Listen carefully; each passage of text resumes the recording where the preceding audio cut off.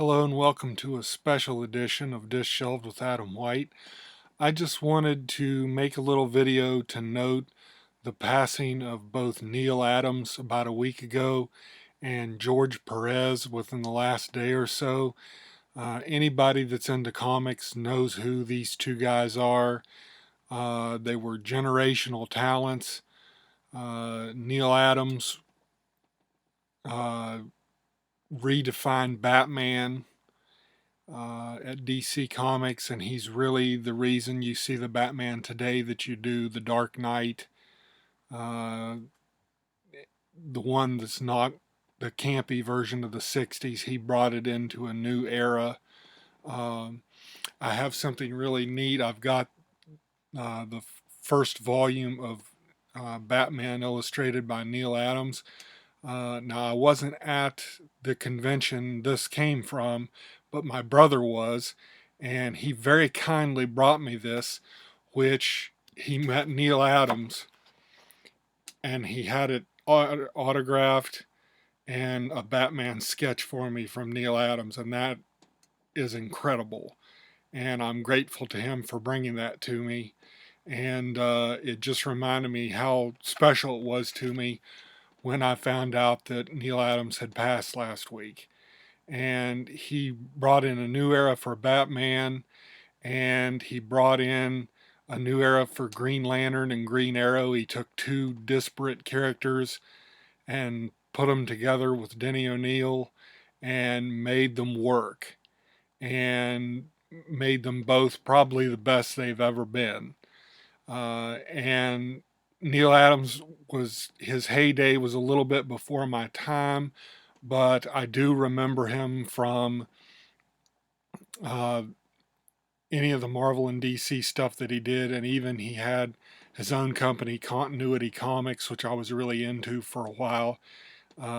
Cheers to you if you remember Continuity Comics. It wasn't around for a long time, but it was pretty fun while it lasted. And but anyway, Neal Adams was a very special creator, and he will be missed. Also, George Perez. This is an autographed copy of the Uncanny Avengers #1, and it's got a sketch of the Vision on it. I'm really glad I've got this. George Perez was of my generation of reading comics.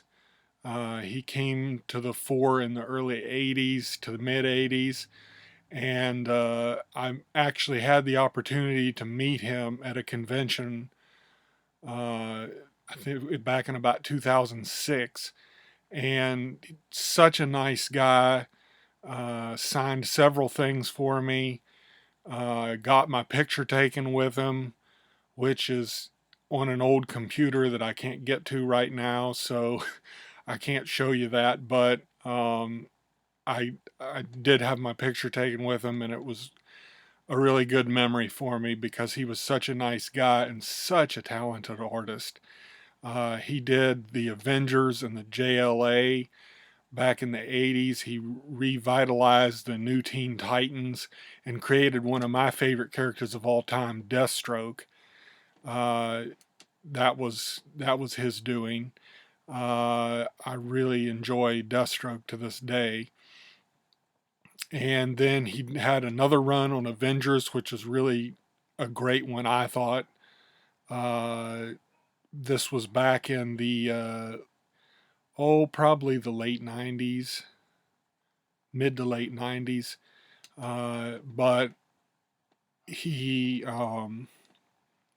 trying to get that where you can see it. Uh, he really did a great job with Kurt Busiek and just had a fantastic run on Avengers. And he did the Avengers JLA crossover. Then he worked for Cross Gen Comics, which I was really a fan of Cross Gen Comics. Uh, Also, cheers to you if you remember Cross Gen. That was in the late 90s, early 2000s. Uh, and I really enjoyed his work at Cross Gen as well as their other titles.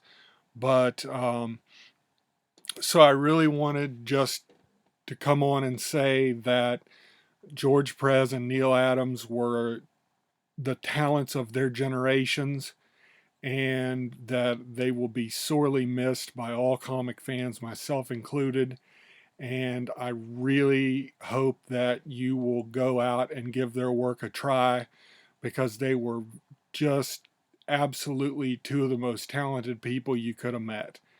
And I hope that this will in some way help get a few people to go out and take a look at their work.